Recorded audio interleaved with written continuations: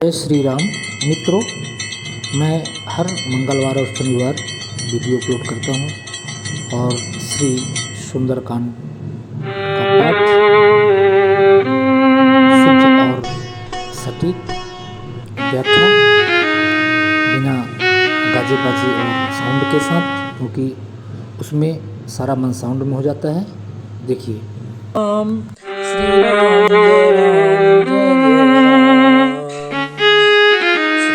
चरण सरोज रज नीमन मुकुर सुधार बरनहु रघुबर विमल यशो दायक फलचार बुद्धिहीन तनु जानिके सुमिरहु पवन कुमार बल बुद्धि विद्या देहु मुहि हरहु कलेश विकार तब हनुमंत कही सबे राम कथा निज नाम राम सुनत जुगल तन पुलक मन मगन सुमिर गुण ग्राम। तब हनुमान जी ने श्री रामचंद्र जी की सारी कथा कहकर अपना नाम बताया। सुनते ही दोनों के शरीर पुलकित हो गए और श्री राम जी के गुण समूहों का स्मरण करके दोनों के मन में आनंद आ गया। दोनों मग्न हो गए। श्री विभीषण और श्री हनुमान जी महाराज। सुनहु पवन सुत रहनि हमारी जिम दसन महु जीभ बिचारी तात कबहु मोहि जानिय नाथा करी हहि कृपा भानुकुल नाथा। विभीषण जी ने कहा, हे पवन पुत्र, मेरी रहनी सुनो। मैं यहाँ वैसे ही रहता हूँ जैसे दांतों के बीच में बेचारी जीभ। हे तात, मुझे अनाथ जानकर सूरकुल के नाथ श्री रामचंद्र जी क्या कभी मुझ पर कृपा करेंगे? तामस तनु कछु साधन नाही प्रीति न पद सरोज मन माही अब मोहि भा भरोस हनुमंता बिनु हर कृपा मिलहि नहीं संता। मेरा तामसी राक्षस शरीर होने से साधन तो कुछ बनता नहीं और ना मन में श्री रामचंद्र जी के चरण कमलों में प्रेम ही है। परंतु हे हनुमान, अब मुझे विश्वास हो गया कि श्री राम जी की मुझ पर कृपा है, क्योंकि हरि के कृपा के बिना संत नहीं मिलते। बिन हरि कृपा मिलहि नहीं संता। जो रघुबीर अनुग्रह कीन्हा तो तुम मोहि दरसु हठ दीन्हा सुनहु विभीषण प्रभु कै रीति करहि सदा सेवक पर प्रीति। जब श्री रघुबीर ने कृपा की है तभी तो आपने मुझे हट करके दर्शन दिए। हे विभीषण जी। हनुमान जी ने कहा, हे विभीषण जी सुनिए, प्रभु की यही रीति है कि वे सब पर सदा ही प्रेम किया करते हैं, सब पर सदा ही अपनी पूरी कृपा बरसाते हैं। तो कहूँ कवन में परम कुलीना कपि चंचल सब ही विधिहीना प्रात ले जो नाम हमारा तेहि दिन ताहि न मिले आहारा। भला कहिए, मैं ही कौन बड़ा कुलीन हूँ, किस जाति का हूँ? चंचल बानर हूँ और सब प्रकार से नीच हूँ। प्रातः काल जो हम लोगों बंदरों का नाम ले ले तो उस दिन उसे भोजन ना मिले। असमय अधम सखा सुनु मोहू पर रघुबीर कीन्ही कृपा सुमिर गुण भरे बिलोचन नीर। हे सखा सुनिए, मैं ऐसा अधम हूँ, पर श्री रामचंद्र जी ने तो मुझ पर भी कृपा ही की है। भगवान के गुणों का स्मरण करके हनुमान जी के दोनों नेत्रों में जल भर आया है। जानत हूँ अस स्वामी बिसारी फिर ही ते काहे न हो ही दुखारी यही विधि कहत राम गुण ग्रामा पावा अनिर्वाच विश्रामा। श्री राम जो जानते हुए भी ऐसे स्वामी श्री रघुनाथ जी को भुलाकर भटकते फिरते हैं, वे दुखी क्यों न हों। इस प्रकार श्री राम जी के गुण समूहों को कहते हुए उन्होंने अनिर्वाच्य परम शांति प्राप्त की। पुनि सब कथा विभीषण कही जहि विधि जनक सुता तहाँ रही। तब हनुमंत कहा सुन भ्राता देखी चहो जानकी माता। फिर विभीषण जी ने श्री जानकी जी की जिस प्रकार वहां लंका में रहती थी वह सब कथा कही। तब हनुमान जी ने कहा, हे भाई सुनो, मैं जानकी माता को देखना चाहता हूँ, दर्शन करना चाहता हूँ, मिलना चाहता हूँ। जुगुत विभीषण सकल सुनाई, चले वो पवन सुत विदा कराई। कर सोई रूप गयऊ पुनि तहवा, बन अशोक सीता रहा जहवा। तो विभीषण जी ने माता के दर्शन की सब युक्तियां उपाय कह सुनाई। तब हनुमान जी विदा लेकर चले। फिर वहीं पहले के समान यदि बड़ा रूप धरते तो लोग देखते, बाधा आ जाती। तो फिर से मशक समान रूप कपि धरी हनुमान जी ने मच्छर का रूप धारण किया। वहां गए जहां अशोक वन में, वन के जिस भाग में सीता जी रहती थी। देखी मनहि महु कीन्ह प्रणामा, बैठे ही बीती जात निस जामा। कृष तनु शीस जटाए के बेनी, जपति हृदय रघुपति गुण श्रेणी। सीता जी को देखकर हनुमान जी ने उन्हें मन ही मन प्रणाम किया।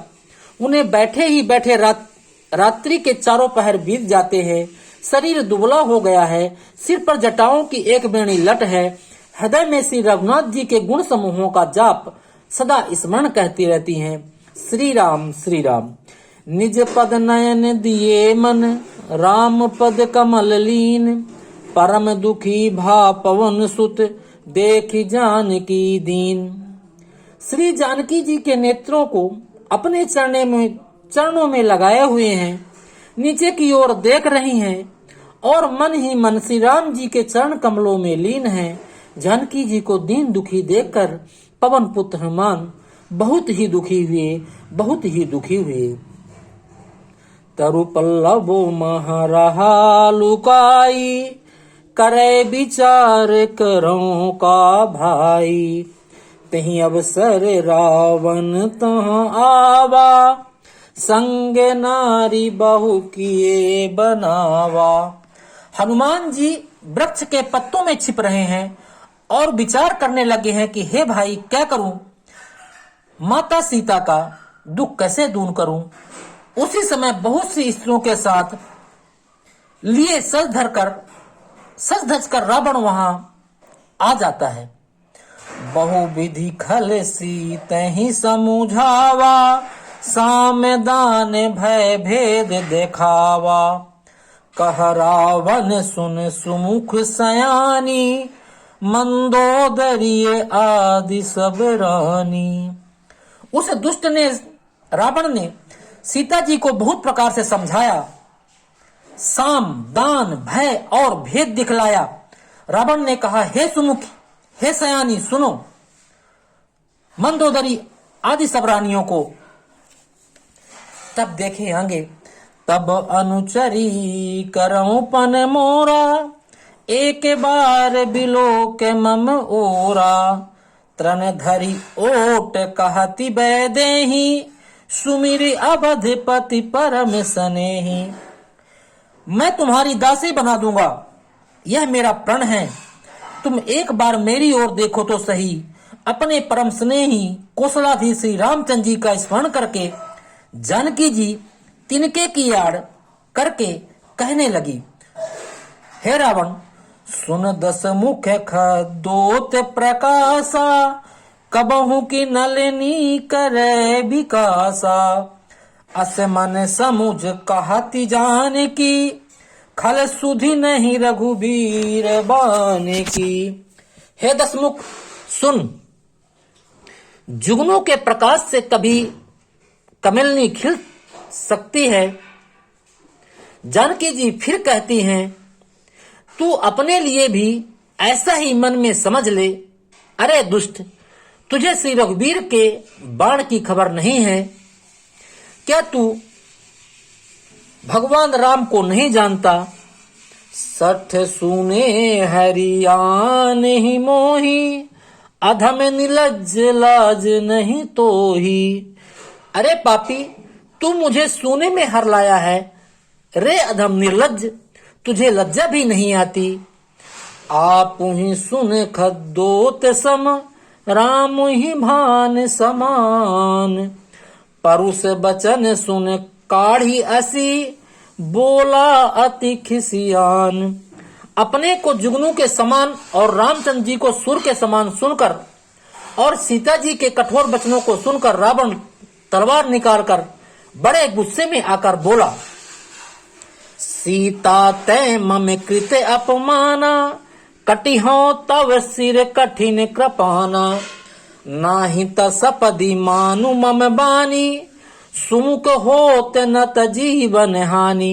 सीता, तूने मेरा अपमान किया है, मैं तेरा सिर इस कठोर कृपाण से काट डालूंगा, नहीं तो जल्दी मेरी बात मान ले। हे सुमुखी, नहीं तो जीवन से तुझे हाथ धोना पड़ेगा। श्याम सरोज दाम सम सुंदर, प्रभु भुज करी कर सम दस कंधर, सो भुज कंठ की तव असि घोरा, सुन सठ अस प्रवान पन मोरा। तब सीता जी ने कहा, हे दशग्रीव, हे रावण, हे लंकापति, प्रभु की भुजा जो श्याम कमल की माला के समान सुंदर और हाथी की सूंड के समान पुष्ट तथा विशाल है, या तो वह भुजा ही मेरे कंठ में पड़ेगी या तेरी भयानक तलवार ही। अरे सठ निर्लज्ज, सुन, यही मेरा सच्चा प्रण है, तू मेरा कुछ बिगाड़ नहीं सकता। चंद्रहास हरु ममि परितापम, रघुपत बिरह अनल संजातम, शीतल निसति बहासी भर धारा, कहे सीता हरि मम दुख भारा। सीता जी कहती, हे चंद्रहास तलवार, श्री रघुनाथ जी के विरह की अग्नि से उत्पन्न मेरी बड़ी भारी जलन को तू हर ले। हे तलवार, तू शीतल, तीव्र और श्रेष्ठ धारा बहाती है, अर्थात तेरी धारा ठंडी और तेज है। तू मेरे दुख के बोझ को हर ले। सुनत बचन पुनि मारने धावा, मैं तनया कह नीति बुझावा, कहसी सकल निस चरनी बोलाई, सीतई बहु विधि त्रासहु जाई। सीता जी के ये वचन सुनते हुए मारने को दौड़ा। तब मैं दानव की पुत्री मंदोदरी ने नीति कहकर उसे समझाया।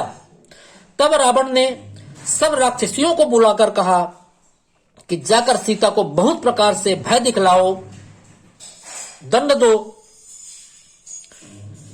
मास दिवस महु कहा न माना, तो मैं मार भी काढ़। मास दिवस महु कहा न माना, तो मैं मार भी काढ़े कृपाना। यदि महीने भर में यह कहा न माने तो इसे तलवार निकालकर मार डालूंगा।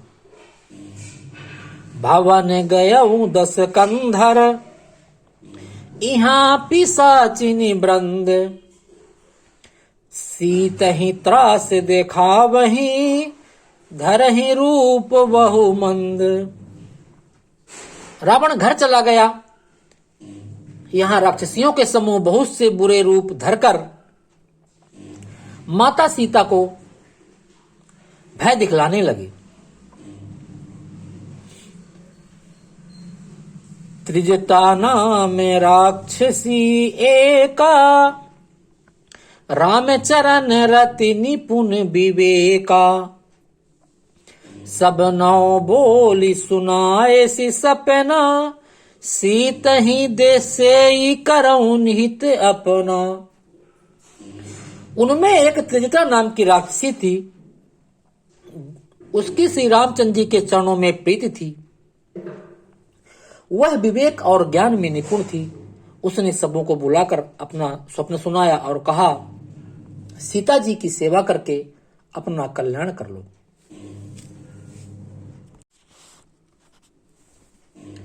सपने बानर लंका जारी, जातु धान सेना सब मारी, खर आरूढ़ नगन दस सीसा, मुंडित सिर खंडित भुज बीसा। स्वप्न में मैंने देखा कि एक बंदर ने लंका जला दी, राक्षसों की सारी सेना मार डाली गई, रावण नग्न है और गधे पर सवार है, उसके सिर मुड़े हुए हैं और उसकी 20 भुजाएं कटी हुई हैं। एहि विधि सो दक्षिण दिश जाई, लंका मनहु विभीषण पाई। नगर फिरी रघुवीर दोहाई, तब प्रभु सीता बोली पठाई। इस प्रकार से वह दक्षिण दिशा को यमपुरी को जा रहा है और मानो लंका विभीषण पाई है। नगर में श्री रामचंद्र जी की दुहाई फिर गई है। तब प्रभु ने श्री माता सीता जी को बुला भेजा। यह सपना मैं कहां पुकारी, हुई है सत्य गए दिन चारी। तासु बचन सुनी ते सब डरी, जनक सुता के चरणन परी। मैं पुकार कर निश्चय के साथ कहती हूं कि यह स्वप्न कुछ ही दिनों के बाद सत्य होकर के रहेगा। उसके वचन सुनकर वे सब राक्षसियां डर गईं और जानकी जी के चरणों में गिर पड़ी।